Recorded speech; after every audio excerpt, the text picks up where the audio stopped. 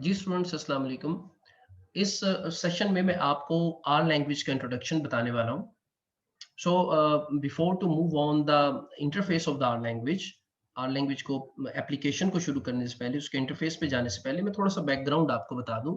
Are language basically S programming language से बनाई गई। एस प्रोग्रामिंग लैंग्वेज को 1976 में इंट्रोड्यूस करवाया गया, जो बाद में एस प्लस के नाम से इसका कमर्शियल वर्जन भी दिया गया 1988 में। तो उसके बाद इस पर रॉस इहाका और रॉबर्ट जेंटलमैन, जो लोगों ने from university of Auckland New Zealand से इस पर काम शुरू किया 1991 में, जिसे उन्होंने पब्लिसाइड किया 1993 में, और फिर 1995 में आर को इन्होंने ओपन सोर्स के तौर पर अवेलेबल कर दिया। तो आर आर को ओपन सोर्स और फ्री सॉफ्टवेयर है, ये जो अवेलेबल है 1995 से। अब इस वक्त इसमें जो तकरीबन 15,000 पैकेजेस हैं जो अवेलेबल हैं, और डिफरेंट डायमेंशंस में आप उन्हें यूज कर सकते हैं। तो पैकेजेस के बारे में मैं आपको थोड़ा सा बताता चलूं कि आप ये समझ लें कि अगर आर लैंग्वेज को हम एक लाइब्रेरी ले लें, तो लाइब्रेरी में जो डिफरेंट सेक्शंस होते हैं, जैसे फिजिक्स का सेक्शन है, मैथमेटिक्स का सेक्शन है, या स्टैटिस्टिक्स का सेक्शन है, वो डिफरेंट सेक्शंस को आप पैकेजेस समझ लें, और उन सेक्शंस में जो डिफरेंट बुक्स हैं उन्हें आप पैकेजेस के अंदर फंक्शंस की एग्जांपल्स ले लें। यानी जब आपको एक खास डायमेंशन में काम करना होता है तो आप उसका उससे रिलेवेंट पैकेज को इंस्टॉल कर लेते हैं, और उसको इंस्टॉल करने के बाद फिर उस पैकेज में से रेलेवेंट फंक्शन जो आपने यूज करना होता है उस फंक्शन को आप यूज कर लेते हैं। यहाँ पर ये भी बताना ज़रूरी है कि कुछ पैकेजेस जिन्हें हम कोर या बेस पैकेजेस कहते हैं, वो आर लैंग्वेज के इंस्टॉल होने के साथ ही इंस्टॉल हो जाते हैं और वो यूज़ कर सकते हैं विदाउट री-इंस्टॉलिंग देम। लेकिन जब हमने कुछ जो रिसेंट पैकेजेस आ रहे हैं, जैसे आपको बताया कि ये ओपन सोर्स है, ओपन सोर्स का मकसद ये है कि इस पर लोग काम करते जा रहे हैं और इसमें कंट्रीब्यूशन कर रहे हैं। तो कोई रिसेंट पैकेजेस को आपको जब यूज़ करना होता है तो आप उनको दोबारा से इंस्टॉल करते हैं। सो इस एक्सप्लेनेशन के बाद अब मैं आपको ये बताने वाला हूँ कि आर लैंग्वेज को हम किस तरह से डाउनलोड करते हैं और किस तरह से हम इसको इंस्टॉल कर सकते हैं। फिर हम इसका इंट्रोडक्टरी पार्ट यानी इसके इंटरफेस का इंट्रोडक्शन देखेंगे और कैसे उसे यूज कर सकते हैं। आर को इंस्टॉल करने के लिए आप गूगल में जाएं। गूगल में जाने के बाद आप सर्च करें आर लैंग्वेज के नाम से। तो आपको जो ऑप्शंस मिलेंगी इनमें से let me do this again. आपने सर्च करना है आर लैंग्वेज को। आर लैंग्वेज सर्च करेंगे तो जो ऑप्शंस आपको मिलेंगी इनमें से एक ऑप्शन आपको ये नजर आएगी, the R project for statistical computing. इस पर आप क्लिक करेंगे तो आपके सामने कुछ इस तरह का इंटरफेस आपको नजर आएगा। यहां से आपने क्लिक करना है टू डाउनलोड आर पे आप क्लिक करेंगे। ये कुछ ऑप्शन सामने आएंगी, यहां से आप ओ क्लाउड, ये पहली ऑप्शन पर इस पे क्लिक कर दें। So now you are on the interface जहां से आप आर लैंग्वेज को डाउनलोड कर सकते हैं। विंडोज के लिए, मैक ओएस के लिए, लिनक्स के लिए। तो आप अगर विंडोज पे काम कर रहे हैं जैसे मैं कर रहा हूं तो आप इसको डाउनलोड कर लेंगे फॉर विंडोज। जैसे ही आप इस पर क्लिक करेंगे तो वो पूछेगा install R for the first time. आप इसे इस लिंक को क्लिक करेंगे तो इसके बाद फर्दर आप यहाँ से यहाँ से आप डाउनलोड आर जो इसका रिसेंट वर्जन है उसे विंडोज के लिए आप डाउनलोड कर सकते हैं। तो इसको क्लिक करेंगे तो यहाँ से इसकी एग्जी फाइल डाउनलोड होना शुरू हो जाएगी। जैसे ही इसकी डाउनलोड कंप्लीट होगा तो आप उसके बाद इसको इंस्टॉल कर सकते हैं और फर्दर इसको फिर यूज कर सकते हैं। एग्जी फाइल जब पूरी तरह डाउनलोड हो गई तो उस पर क्लिक करेंगे तो आप अब आर लैंग्वेज को इंस्टॉल कर सकते हैं। इसका सेटअप आप रन कर सकते हैं। इसको आप प्रेस करें और आप यूजुअल जैसे किसी भी एप्लीकेशन को इंस्टॉल करते हैं, आप इसको प्रॉपर्ली उस तरीके से रन करते जाएं तो आपकी सी ड्राइव में आर लैंग्वेज इंस्टॉल हो जाएगी। इसकी एप्लीकेशन में, इसकी इंस्टॉलेशन में कोई भी कॉम्प्लिकेटेड पॉइंट नहीं है, तो मैं वो आपसे शेयर नहीं कर रहा हूँ। आप इसको बड़ी आसानी से यहाँ इंस्टॉल कर सकते हैं। आर की इंस्टॉलेशन कंप्लीट करने के बाद जब आप उसे ओपन करेंगे, जो कि आपके स्टार्ट मेन्यू में आर का आइकन अवेलेबल होगा या डेस्कटॉप पे अवेलेबल होगा, तो आप उसे किसी भी एप्लीकेशन की तरह ओपन कर सकते हैं। तो ये उसका इंटरफेस है जो आपके सामने आएगा पहली बार आर को ओपन करने के बाद। आप इस इंटरफेस को समझने के लिए या इस पर काम को करने के लिए मैं आपको ये सजेस्ट करता हूँ कि आप सबसे पहले फाइल पर जाएं और एक न्यू स्क्रिप्ट यहाँ से ओपन कर लें। जब आप यहाँ से न्यू स्क्रिप्ट ओपन करेंगे तो आप इसकी एक्सप्लेनेशन कुछ इस तरह से समझ लें कि ये आपकी इनपुट स्क्रीन है जो आपने न्यू स्क्रिप्ट ओपन की है, और जो ऑलरेडी आर कंसोल यहाँ पर ओपन थी ये आपकी आउटपुट स्क्रीन है।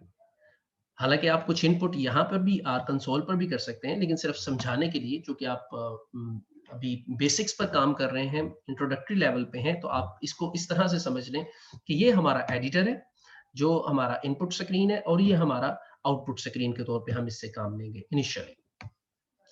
तो जैसे मैंने आपको पहले बताया था कि आप जब आर को इंस्टॉल कर लेते हैं तो कुछ बेस पैकेजेस या कोर पैकेजेस उसके साथ ही इंस्टॉल हो जाते हैं। तो उनमें से कुछ का जिक्र मैं अभी करने वाला हूँ, और इस इनपुट स्क्रीन और आउटपुट स्क्रीन को किस तरह से हम यूटिलाइज करते हैं इसको बताता हूँ, और देन हम पैकेजेस का जिक्र करेंगे, और फिर जो इसके एडवांस टेक्निक्स हैं या एप्लीकेशंस हैं आर लैंग्वेज से रिलेटेड, उसे मैं अगले सेगमेंट में बताऊंगा। सो हमने जब कह दिया है कि ये हमारा एडिटर है या इनपुट स्क्रीन है, तो इस पर हम सबसे पहले ये देखेंगे कि हम किसी भी वेरिएबल को या वेक्टर को किस तरह से डिफाइन कर सकते हैं। सपोज आप एक वेरिएबल जो जिसे हम डेटा एंट्री कह लें, एक वेरिएबल को एंटर करना चाह रहे हैं जिसका नाम x है, तो उसके लिए आपने x लिखा, जो भी उसका नाम रखना चाह रहे हैं वेरिएबल का, x रखना चाह रहे हैं, y रखना चाह रहे हैं, कोई और नाम, वो आप पहले टाइप कर लें, लेस देन का साइन लगाएं और उसके साथ डैश का साइन लगाएंगे तो ये आपको एक एरो की तरह लुक देगा। इसके बाद आप सी लिखेंगे जो आर को ये बताता है कि ये एक वेक्टर है, यानी एक वेरिएबल है, और ब्रैकेट स्टार्ट करके डिफरेंट वैल्यूज को, जो भी उसकी वैल्यूज हैं, उस वेरिएबल की वैल्यूज जो आप एंटर करना चाहते हो, वो कॉमास के साथ आप एंटर करो और ब्रैकेट को क्लोज कर दो। ये आपने एक वेरिएबल की एडिटिंग की है, डिफाइन किया है, आर को समझाया है कि ये मेरा x जो है एक वेरिएबल है जिसमें ये 5 वैल्यूज हैं जो 2 3 4 5 7 है, जो मैं इस x में स्टोर करना चाहता हूँ। अब आप आर को ये रीड करवाने के लिए जरूरी है कि जिस हिस्से को आप आर को रीड करवाना चाह रहे हैं, यानी रन करना चाह रहे हैं, उसको आप सिलेक्ट करें। यानी इस एडिटर में अगर आपने ज्यादा टाइपिंग भी कर रखी है, तो आप जिस हिस्से को रन करवाना चाह रहे हैं सिर्फ उसको सिलेक्ट करें। जैसे मैंने इसको सिलेक्ट कर लिया, और कंट्रोल आर प्रेस कर दें, या यहां से ये बटन आप प्रेस कर सकते हैं। जैसे ही आप इस पर आएंगे तो आपको शो होगा रन लाइन, लाइन और सिलेक्शन, यानी सिलेक्शन को रन कर दें या लाइन को, जहां पर कर्सर है तो आप इसको प्रेस कर दें या कंट्रोल आर दबा दें, तो आप देखेंगे कि जो यहाँ पर टाइप किया होगा आपने इनपुट स्क्रीन पर, वही आपको यहाँ आउटपुट स्क्रीन पर उसी तरह से नजर आएगा। राइट? इन दोनों विंडोज को हम यहाँ से विंडोज से इनका व्यू भी चेंज कर सकते हैं। जैसे हम टाइल वर्टिकली अगर प्रेस करेंगे तो ये विंडोज हमें इस तरह से नजर आना शुरू हो जाएंगे। सो ये एडिटर आ गया, और ये हम जिसे हम आउटपुट स्क्रीन कह रहे हैं।